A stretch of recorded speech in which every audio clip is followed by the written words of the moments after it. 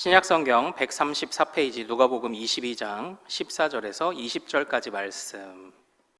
자, 한 절씩 저와 교독하겠습니다. 제가 먼저요. 때가 이르매 예수께서 사도들과 함께 앉으사 이르시되 내가 고난을 받기 전에 너희와 함께 이 유월절 먹기를 원하고 원하였었노라. 내가 너희에게 이르노니 이 유월절이 하나님의 나라에서 이루어지기까지 다시 먹지 아니하리라 하시고 이에 잔을 받으사 감사 기도하시고 이르시되 이것을 갖다가 너희끼리 나누라. 내가 너희에게 이르노니 내가 이제부터 하나님의 나라가 임할 때까지 포도나무에서 난 것을 다시 마시지 아니하리라 하시고 가져 감사 기도하시고 떼어 그들에게 주시며 이르시되 이것은 너희를 위하여 주는 내 몸이라. 너희가 이를 행하여 나를 기념하라 하시고 저녁 먹은 후에 잔도 그와 같이 하여 이르시되 이 잔은 내 피로 세우는 새 언약이니 곧 너희를 위하여 붓는 것이라. 아이고, 제가 착각했습니다. 네네, 죄송합니다. 네, 제가 23절까지 옮겨놔서 죄송합니다. 네, 너희를 위하여 붓는 것이라까지 20절 말씀까지 나누도록 하겠습니다. 자, 우리 오후에 나를 드릴 수 있음에 감사하라. 우리 누가복음에서 보는 감사를 이제 오늘까지 해서 마무리를 좀 짓도록 하겠습니다. 자, 여러분들 잠깐 한번 기억을 좀 더듬해 볼까요? 우리 감사는 비교하면서 하는 게 아니에요. 쟤보다 내가 나아서 감사합니다. 이런 감사. 누가복음 18장에 바리새인과 세리 같은 감사는 안 된다. 그렇게 말씀을 한번 드렸습니다. 쟤보다 내가 나아서 감사합니다 하면 언젠가는 쟤보다 나는 왜 이 모양이에요 하고 하나님을 원망하거든요. 그래서 감사는 하나님과 1대1과의 관계 안에서 드리는 거예요. 우리가 그것을 나눴었죠. 그리고 누가복음 17장에서는 어떤 일이 있었습니까? 고침받은 10명의 한센병 환자들 중에 누구만 왔죠? 사마리아 사람 한 명만 돌아온 거예요. 그 한 명만 감사를 고백했습니다. 그러니까 고침은 모두 받을 수 있습니다. 그러나 그 고침이 또는 기적이 또는 하나님의 절묘한 인도하심이 믿음으로까지 연결되는 것은 모두가 그렇지는 않아요. 하나님께 화답하는 자가 하나님과 연결되는 것이죠. 그래서 우리 그 하나님께 구원하심에 감사하는 그런 사람이 되어보자, 이렇게 또 말씀을 나누었습니다. 그리고 우리 지난주에는 누가복음 10장을 통해서 무엇을 나누었습니까? 마귀 사탄들이 우수수 떨어지는 70명을 파송하셔서 마귀 사탄들을 이기고 돌아오게 하셨는데 우리 예수님이 뭐라고 말씀하셨죠? 그래, 그것도 좋지만 너희 이름이 어디에 기록된 거요? 하늘에 기록된 것으로 감사해라 라는 또 이런 말씀을 우리에게 주셨습니다. 그리고 오늘 우리가 살펴볼 본문은요, 우리가 잘 아시는 것처럼 예수님이 제자들과 나누신 마지막 장면입니다. 마지막 유월절 식사 장면입니다. 오늘 이 유월절 식사 장면은요, 우리 예수님은 항상 진지하셨죠. 항상 엄중하셨습니다. 그러나 다른 어느 때보다도 특별히 누가는 이 마지막 만찬이 결코 가볍지 않음을 또는 이전과 다름을 기록하고 있습니다. 그 증거를 어디서 볼 수 있냐면요, 우리 14절을 다시 한번 같이 좀 읽어보죠. 자, 14절 시작. 때가 이르매 예수께서 사도들과 함께 앉으사. 아멘. 보통은 다른 복음서에서는요, 여기서 예수님이 제자들과 함께 앉으셨다 이렇게 표현을 해요. 그런데 왜 누가복음은 특별히 이 대목에서는 앞전에서는 계속 제자들이라고 하다가 여기서는 사도들이라고 왜 바꾸셨을까요? 힌트가 오늘 아침에 봤던 말씀에 있어요. 자, 누가복음과 사도행전은 똑같은 저자인 누가에 의해서 쓰여졌습니다. 그래서 누가복음에서 제자라고 하면은 누구를 가리키나요? 12제자를 의미했어요. 그러나 오늘 아침에 우리가 본 것처럼 사도행전에서 제자는 어떤 사람들을 가리킨다고 했죠? 무슨 일이 있어도 하나님을 버리지 않을 사람들을 가리킵니다. 그리고 12제자는 사도라고 말해요. 그러니까 지금 이 유월절 이 식사에 제자들이 아니라 사도들이라고 이렇게 누가가 표현한 것은 사도행전을 바라보고 있는 거예요. 사도행전에 있는 역사를 바라보며 앞으로 이 12를 통해 하나님이 얼마나 놀라운 교회의 부흥과 역사를 일으키실지를 미리 예고하고 있는 장면입니다. 그래서 제자들이 아니라 여기서부터 사도들이라고 콕 집어 표현을 하기 시작을 하셨던 거예요. 그러니까 지금 항상 그래도 진지하셨던 예수님이 지금 굉장히 엄중하게 이 식사를 이제 하고 계십니다. 그런데 이 예수님의 마음속에는요, 엄중함도 있었지만 기쁨과 감사가 있었어요. 왜 기쁨과 감사가 있나요? 자, 15절을 같이 한번 읽어보도록 하겠습니다. 15절입니다. 자, 시작. 이르시되 내가 고난을 받기 전에 너희와 함께 이 유월절 먹기를 원하고 원하였노라. 아멘. 이 15절도 누가의 독특한 부분입니다. 바로 뭐냐면 이 만찬 먹기를 원하고 원하였다라는 표현을 누가만 쓰고 있거든요. 그런데 여러분들, 이 원하다라는 이 정도, 이 주님이 이 마지막 만찬을 원했다, 이 원했다는 게 어느 정도의 느낌일까요? 어느 정도의 강도, 강한 그런 표현일까요? 사실 이 원하다라는 이 단어가요, 다른 누가복음과 사도행전에서는 어떤 의미로 쓰였냐면 탐하다. 그러니까 집 나갔던 둘째 아들이 쥐엄 열매도 먹을 것이 없어서 쥐엄 열매라도 먹고 싶은데, 그런데 어땠나요? 먹을 게 없었죠. 굶주린 자가 먹을 것을 찾을 때 어떻게 찾나요? 있으면 먹고 없으면 말고 이렇게 찾나요? 아니에요. 악착같이 찾습니다. 그때에 원했다, 탐하다라는 단어를 지금 예수님이 제자들과 함께 나누시는 이 마지막 만찬 장면에 사용하고 계신 거예요. 그러니까 지금 예수님은요, 제자들 또는 사도들이죠. 사도들과 이 만찬을 얼마나 기대하셨는지 모르는 거예요. 정말 얼마나 큰 기대감을 가지고 이 만찬에 참여하셨는지 우리가 그것을 잠깐 엿볼 수 있습니다. 그런데 왜 이렇게 이 마지막 만찬을 주님이 그렇게 원하셨을까요? 그렇게 탐하다라고 표현할 만큼 강하게 열망을 하셨을까요? 왜 열망을 하셨습니까? 우리 16절부터 이어지는 말씀에 보면 조금 알쏭달쏭한 말이 있어요. 16절을 한번 같이 읽어보죠. 자, 시작. 내가 너희에게 이르노니 이 유월절이 하나님의 나라에서 이루기까지 다시 먹지 아니하리라 하시고. 아멘, 아멘. 이게 무슨 말이에요? 하나님 나라에서 이루기까지 다시 먹지 않으신대요. 다시 말하면 지금이 사도들과 하시는 이 땅에서의 공생애의 마지막 식사라는 겁니다. 그러니까 우리가 단순하게 이게 오늘 내가 멀리 어디 떠나는데, 유학을 가든지 아니면 멀리 직장을 가는데 오늘이 함께하는 마지막 식사야, 이러면 좀 상황이 마음들이 좀 짠하고 좀 엄숙하고 엄중하잖아요. 그러니까 지금 이 식사가 예수님의 공생의 마지막 식사인 거예요. 그러니까 여기서 예수님 어디 가시나? 라고 잠깐 짐작을 하게 하죠. 사실 예수님이 가신다라는 것은 무엇입니까? 십자가 사건 이후에 부활하시고 예수님이 어디로 가시죠? 승천하실 것을 이제 예고하는 부분이기도 하고요. 그리고 여기에서 이제 우리가 중요하게 봐야 될 게 하나님 나라에서 이루기까지 다시 먹지 아니하리라. 이제 이 부분에서 하나님 나라. 자, 그러면 예수님이 지금은 이게 이 땅에서 마지막 식사인데 먼 훗날 언제 또 한 번의 식사를 가지시겠다고 말씀하시는 겁니까? 하나님 나라가 이루어지는 때, 그때인 거예요. 다시 말하면 언제죠? 주님이 재림하실 때를 말하고 있는 겁니다. 그러므로요, 오늘 이 식사는요, 이게 두 가지 의미를 가진다고 정리를 해볼 수가 있어요. 우선 첫 번째로 유월절 식사. 유월절 식사는 어떤 의미를 우리에게 주나요? 유월절이라는 것은 무엇입니까? 애굽에서 이스라엘 백성들이 장자의 죽음, 그 죽음의 사신을 겪지 않고, 그리고 그것이 유월, 넘어갔다라는 표현이잖아요. 그때에 빵을 발효시킬 시간도 없이 급하게 발효시키지 않은 떡을 먹고 양을 먹고 그 양의 피를 문설주에 바르고 허리띠를 두르고 먹었던 급한 식사에서 유래한 것이 바로 이 유월절 식사였습니다.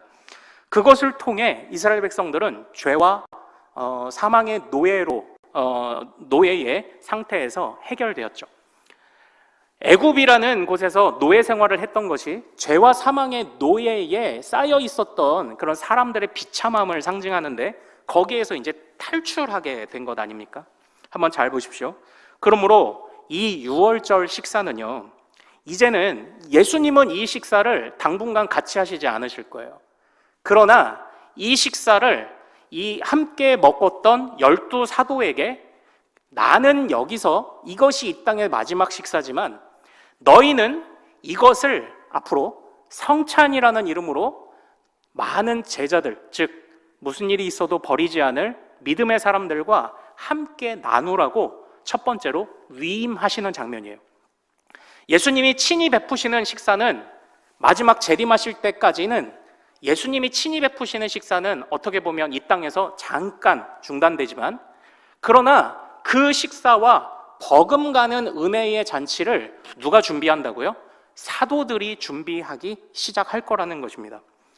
여기에서 주님의 위임이 등장해요. 어떤 위임입니까? 같이 한번 따라해 볼까요? 천국의 열쇠를 너희에게 주노니, 바로 그겁니다. 무엇을 위임하셨다고요?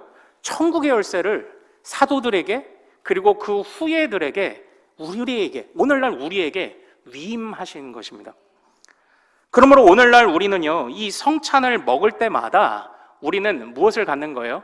그냥 먹으면 되고 먹게 되면 먹고 말게 되면 말고 이게 성찬인가요? 아닙니다. 우리가 금산교회 당회록을 보았던 것처럼 삶이 올바르지 못한 자를 권면하여 성찬에 참여하지 못하는 벌을 내렸다는 것을 여러분들이 보신 적이 있을 거예요. 성찬에 참여하지 못한다는 것은요, 제법 굉장히 강한 징계입니다. 왜 그렇습니까? 바로 천국의 열쇠를 잠시 뺏긴 것 같은 정도의 느낌인 거예요. 성찬에 참여하지 못한다는 것은요. 그러므로 빨리 하나님의 말씀 앞에 정돈하고 삶을 정돈하고 거룩함을 되찾아 하나님이 주시는, 하나님이 사도들로부터 그리고 수많은 제자들을 통해 베푸시는 거룩한 성찬에 참여해야지 라고 그렇게 권면하는 그런 그 계기가 되었던 것, 바로 그런 것처럼 이 예수님의 이 마지막 만찬, 예수님이 왜 원하셨다고요? 주님의 권세를 위임하시는 거예요. 이제 사도들에게 천국의 열쇠를 이제 너희에게 맡긴다. 그래서 바로, 그리고 주님께서는요, 천국의 열쇠를 맡기시고 그리고 버려두십니까? 아닙니다. 이제 여기서 두 번째 중요한 의미가 나와요.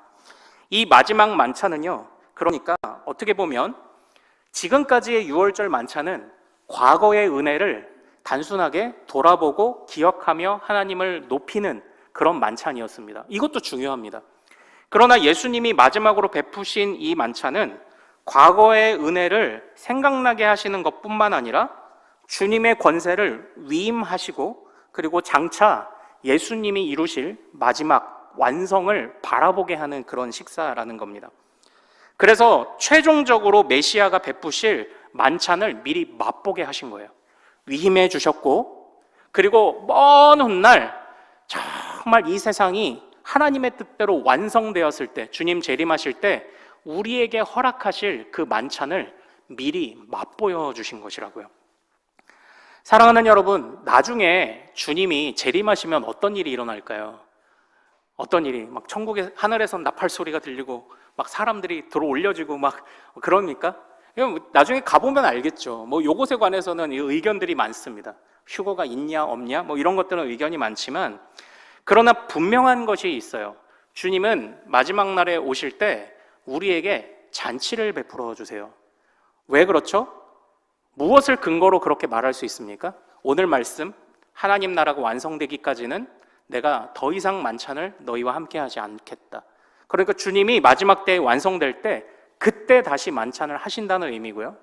우리는 구약의 시편에서 또 이 증거를 봅니다. 무엇이죠? 시편 어딜까요? 내 원수의 목전에서 내게 상을 차려주시고, 그때 상이 이제 뭐 금상, 은상, 동상이 아니에요. 그때 상이 바로 이 만찬상입니다. 만찬, 만찬. 즉 시편 23편에 보면은 예수님께서 원수들의 목전에서 상을 차려주신다는 것은 무엇을 의미하는 겁니까? 바로 전쟁에서 승리한 왕이 승리를 축하하는 잔치자리에 함께 싸워준 그 장수들과 병사들을 불러 모아서 축하의 승리의 잔치를 벌이며 그 왕이 뺏어온 전리품을 나누어 주는 데서 이런 모습들이 유래를 한 겁니다. 그러니까 오늘 예수님이 보여주신 이 만찬은요, 과거에 있었던 은혜를 기억하는 만찬이기도 하지만, 그러나 주님이 거룩한 사역을 위임하는 자리이기도 하고 장차 마지막 때에 주실, 원수를 모두 짓밟고 최종 마지막 때에 주실 하나님의 그 놀라운 잔치를 미리 바라보게 하는 그런 식사 자리이기도 했다라는 것입니다. 그래서 원수의 목전에서 내게, 그러니까 이게 뭐예요? 앞으로 예수님의 십자가의 고난은 패배가 아니라는 거죠. 이 십자가의 고난과 부활과 승천을 통해 하나님은 승리하실 것이라는 겁니다. 승리하셔서 원수들을 짓밟고 그리고 그 모든 영광을 위임받아 하나님의 거룩한 사역을 위해 헌신한 자들에게 나눠주시겠다는 예고편을 이 마지막 성찬에서 보여주신 거예요. 그래서 주님이 원하고 원하셨어요. 그래서 주님이 이 성찬을 사도들과 함께 먹기를 원하고 원하셨습니다. 주님은 기대감이 있으셨을 거예요. 나의 사랑하는 12 사도들을 파송함을 통하여 곳곳에 교회들이 세워지고, 그리고 그 사도들이 지금 예수님과 함께 했던 그 식사 자리를 기억할 뿐만 아니라 성도들과 함께 그것을 나누며 우리는 지금 장차 승리할 것입니다 만이 아니라 우리는 지금 이미 부활승천하신 예수님을 힘입어 승리하고 있습니다. 우리는 승리하고 있습니다를 사도들이 선포하며 성도들과 함께할 것을 생각하니 우리 예수님이 얼마나 가슴이 떨리는 그런 식사 자리였겠습니까? 장차 너희는 승리할 거야. 아니요, 너희는 승리하고 있고 그것은 변함없을 거야를 말씀하시는 거죠. 우리가 지금 승리하고 있어. 왜 그렇습니까? 주님이 승천하시고 끝나요? 아니요, 주님은 승천하시고 어디로 가셨습니까? 우리 사도신경에서 고백한 것처럼 하나님의 보좌 어디요? 우편. 이 우편이 하나님이 저한테 이게 우편이죠. 우편. 하나님이 오른손잡이라 오른쪽에 앉으시나? 그게 아니고 모든 권세를 의미해요. 성부의 권세를 받으신 예수님이 그곳에서도 여전히 왕으로서 이 땅을 성령으로 통치하시며 백성들에게 잔치를 베풀어 주시는 것, 이것을 지금 상징하고 있는 것입니다. 그러므로 사랑하는 여러분, 오늘 이 말씀에서는 우리가 정말 감사하게 되죠. 이제 앞으로 우리가 또 송구영신 예배 때 성찬을 나누게 될 텐데, 정말 우리가 이 성찬을 나눌 때 우리는 지금 승리하고 있습니다. 이것을 고백하는 성찬을 나눌 때 우리는 얼마나 참 감사를 해야 되나요? 그런데 놀라운 것은 우리가 감사해야 되는데, 우리가 감사해야 되죠. 이 구원을 맡은 거룩한 사역을 위임받았고 이미 승리하고 있음을 확신해 주시고 장차 오실 것을, 그때 완전하게 하실 것을 감사해야 되는데, 우리가 감사해야 되는데 지금 주님이 뭐라고 하십니까? 자, 우리 17절과 19절을 같이 한번 읽어보겠습니다. 17절과 19절 같이 읽습니다. 시작. 이에 잔을 받으사 감사기도 하시고 이르시되 이것을 갖다가 너희끼리 나누라. 19절이요. 또 떡을 가져 감사기도 하시고 떼어 그들에게 주시며 이르시되 이것은 너희를 위하여 주는 내 몸이라. 너희가 이를 행하여 나를 기념하라 하시고 아멘. 사실 이 잔치는 우리가 감사해야 되는 잔치입니다. 그러나 지금 누구도 감사하고 계시죠? 예수님이 감사하고 계신 거예요. 우리 좋으라고 하는데 예수님이 감사하고 계세요. 이 감사는 누구를 향한, 무엇에 대한 감사인가요? 예수님이 누구에게 감사기도 하신 걸까요? 성부시죠. 성부의 계획, 그 성부의 계획이 이루어지고 있다는 것에 대한 감사입니다. 왜 그럴까요? 하나님의 계획은 틀림이 없거든요. 하나님의 계획은 선하시거든요. 하나님의 그 선하신 계획이 이루어지고 있는 것 안에 예수님의 고난이 녹아 들어가고 있어요. 그러므로 이것은 오늘 우리에게 중요한 도전을 줍니다. 고난을 대하는 우리의 자세는 고난이 아니죠. 하나님의 반드시 이루어지는 선하신 계획 안에 우리의 고난이 녹아 들어가야 합니다. 그래서 고난은 하나님의 계획을 이루는 통로야. 적어도 우리는 그 정도 생각할 줄 아는 그런 실력 있는 그리스도인이 되어야 할 줄로 믿습니다. 우린 그래야죠. 예수님의 고난이 결코 가벼운 것은 아니었어요. 예수님이 받으실 고난이 결코 가벼운 것은 아니나 성부께서 이루실 계획 안에 그 고난이 녹아들어질 때 오히려 그것은 감사가 됩니다. 하나님의 뜻이 완전하게 이루어져서 이 모든 땅이 처음 지으신 그대로 회복될 것을 생각하니, 예수님께서는 이미 부활승천하셔서 왕으로 계시지만 또한 위임해 주신 우리 모두에게, 우리 하이델베르크 요리문답 32문에서 고백한 것처럼 우리는 어떻게 왕 노릇합니까? 지금은 사단 마귀와 싸우며 그러나 장차 주님과 함께 세상을 다스릴 것입니다. 하나님의 형상으로서 위임받은 그대로 창조의 목적이 이루어지는 것을 우리가 보지 않았습니까? 주님이 그것을 바라보시는 거죠. 그러므로 우리는 승리하고 있습니다. 내가 고난을 당하는 중에도. 우리가 이것을 고백할 수 있기를 소망합니다. 우리는 이런 고백해야 됩니다. 왜 그렇습니까? 예수님이 이미 우리 길을 앞서 가시며 그것을 감사하셨기 때문이에요. 그래서 이후에 사도 바울 같은 경우는요, 내가 매를 맞아도 성도들의 믿음의 진보를 인하여 어떻게 하죠? 감사하죠. 사도 바울이 겪은 고난과 매맞음이 하나님의 계획 안에 녹아들어가고 있어요. 그래서 하나님의 계획은 용광로 같아요. 어떠한 불순물도 그 안에 들어가도 다 녹여요. 하나님의 계획은 정확하고 오류가 없으며 우리에게 가장 좋은 것이기에 내 뜻대로 안 돼요. 안 되는데 감사해요. 사도 바울의 감사, 믿음의 성도들의 감사, 순교자들의 감사, 종교 개혁가들의 감사가 바로 그것 아닐까요? 우리도 이런 감사를 모르지 않습니다. 그러나 때로는 자꾸 마음이 뺏기죠. 그럴 때마다 우리는 어떻게 해야 될까요? 물론 우리가 이 성찬을 더 자주 행하면 좋을 것 같다는 생각을 하긴 합니다. 우리 칼빈 선생님은 매주 하셨대요. 매주. 칼빈 선생님이 제네바에서 사역하시다가 한번 쫓겨났어요. 성도들과 제네바 위원회가 칼빈을 못 받아들인 겁니다. 예. 그래서 한번 쫓겨나셨는데, 그러다가 이 제네바 위원회에서 다시 정신을 차리고 보니까 칼빈만한 가르침을 주시는 분이 없는 거예요. 그래서 칼빈을 다시 청빙합니다. 그때 칼빈이 다시 청빙받을 때 내걸었던 조건이 몇 가지가 있어요. 이것을 따르지 않으면 나는 안 가겠다라는 조건 중에 하나가 뭐였냐면 매주 성찬할 것이었습니다. 매주 성찬하면서, 왜요? 우리는 승리하고 있음을 성도들과 함께 깨달아야 하기 때문이에요. 매주 성찬을 한 것이었습니다. 그것처럼 우리도 성찬을 자주 하면 좋겠지만요, 그러나 성찬이 아닐지라도 우리는 하나님께서 우리에게 베푸신 이 예수 그리스도의 승리와 은혜를 항상 묵상하는 것만으로도 우리가 승리하고 있음을 우리는 충분히 깨달아 알 수가 있습니다. 사랑하는 여러분, 저는 우리 교회 모든 성도님들과 모든 자녀들, 특별히 모든 직분자들이 이 마음을 알기를 원해요. 우리 직분자들의 말이 얼마나 중요한지 아십니까? 직분자들의 말이. 그러니까 우리 교회 잘 보세요. 모든 직분자들이, 그러니까 다양한 문제들을 가지고 오는 성도들을 신방하고 만나고 그들을 다독거릴 때에, 다독거릴 때, 맞아, 하나님 도대체 왜 그러신데? 라고 맞장구를 쳐버리면 그 고난과 고민을 하고 있는 사람들의 마음은 사실 위로받는 게 아니라 더 무너져요.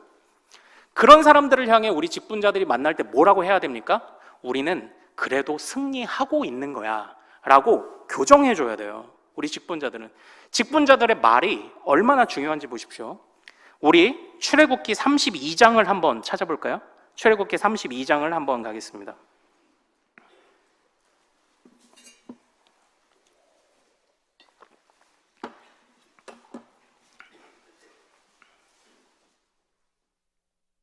출애굽기 32장.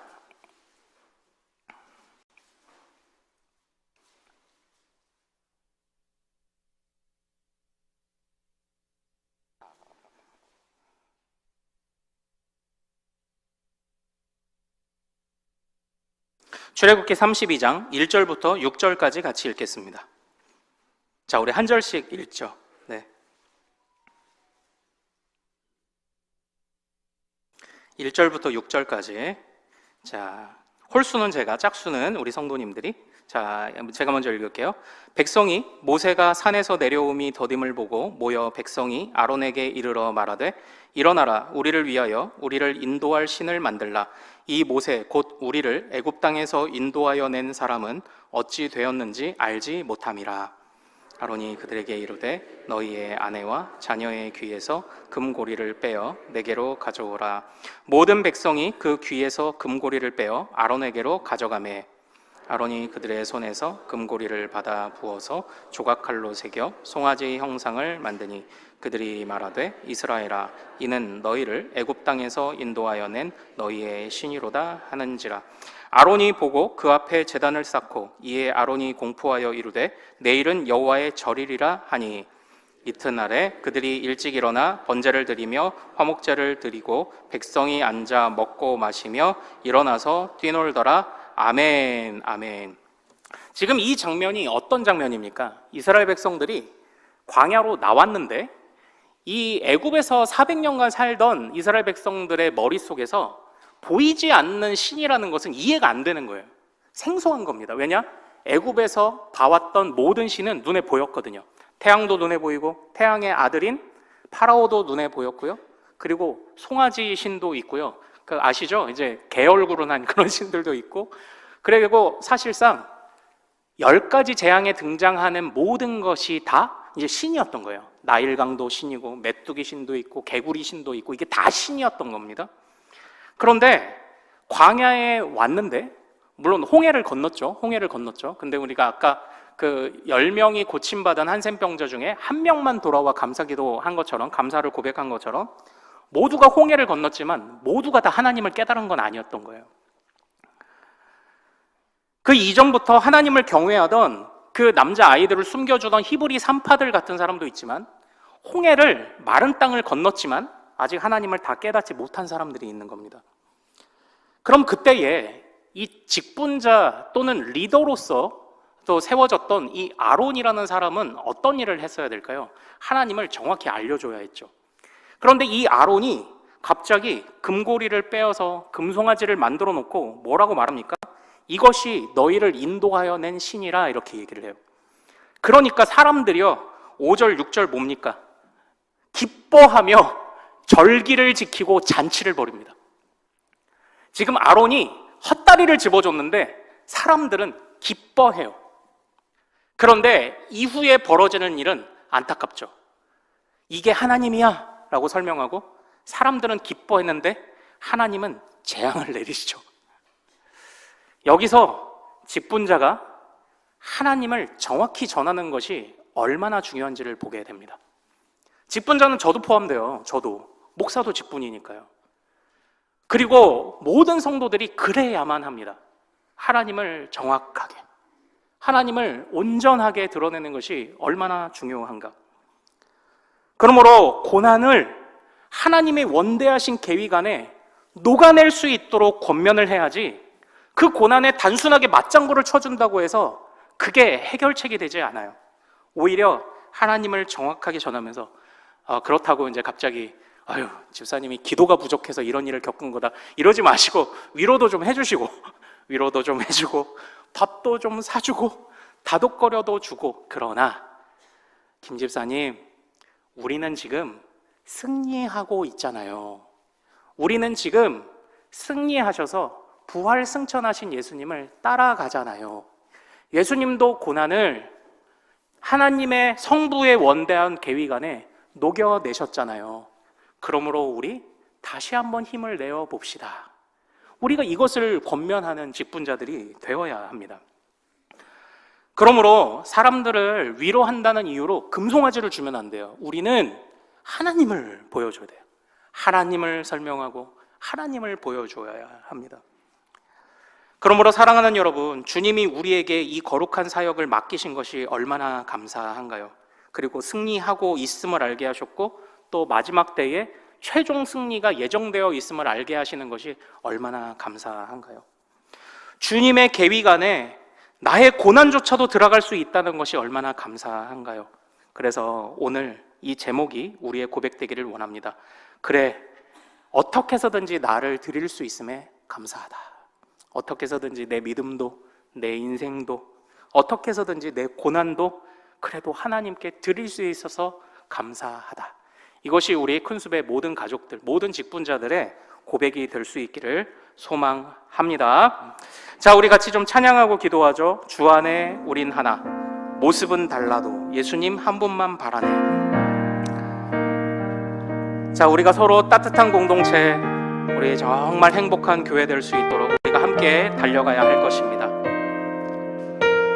주 안에 우린 하나, 주 안에 우린 하나, 모습은 달라도 예수님 한 분만 바라네. 사랑과 선행으로, 사랑과 선행으로 서로를 격려해 따스함으로 보듬어 가리. 주님 우리 안에 함께 하시니 형제자매의 기쁨과 슬픔 느끼네. 내 안에 있는 주님 모습 보네. 그분 기뻐하시네.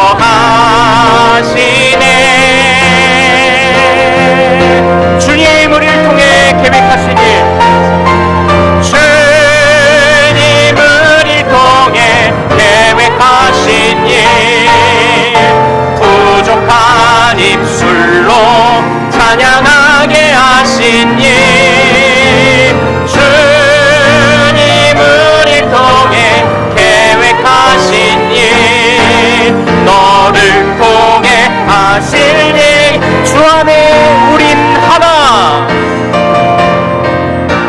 주 안에 우린 하나, 모습은 달라도 예수님 한 분만 바라네. 사랑과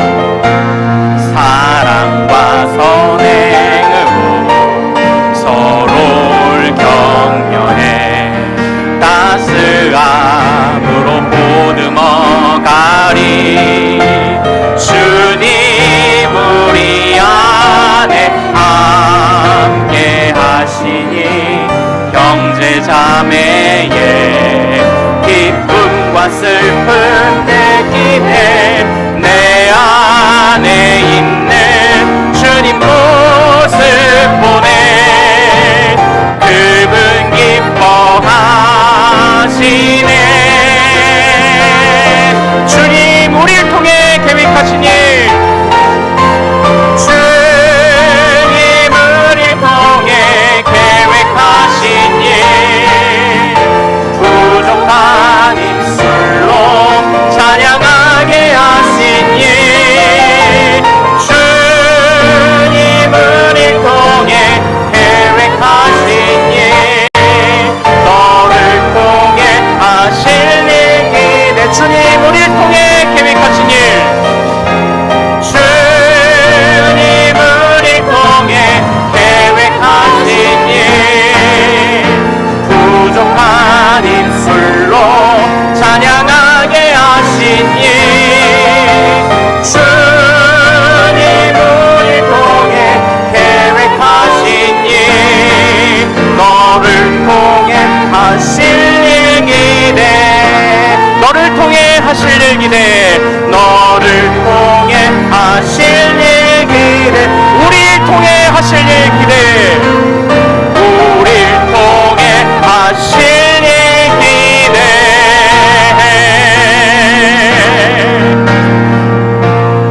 자, 사랑하는 여러분, 우리 이 시간 같이 말씀을 생각하며 기도하기를 원합니다. 주님이 정말 원하시고 감사하시고 기뻐하셨던 것이 무엇입니까? 우리에게 천국의 열쇠를 물려주는 것, 위임하는 것이 주님께 기쁨이요 감사였습니다. 또 우리에게 승리하고 있음을 알려주시는 것이 주님께 기쁨이요 감사였습니다. 우리가 그래서 신앙생활을 하는 겁니다. 우리가 그래서 주님을 따라가는 겁니다. 그래서 주님의 직분자로 살아가기를 결단하는 겁니다. 이걸 전하려고, 이것을 함께 나누려고, 이것을 누리려고. 고난도 주님의 원대한 계획이라는 용광로 안에 녹아지게 하옵소서.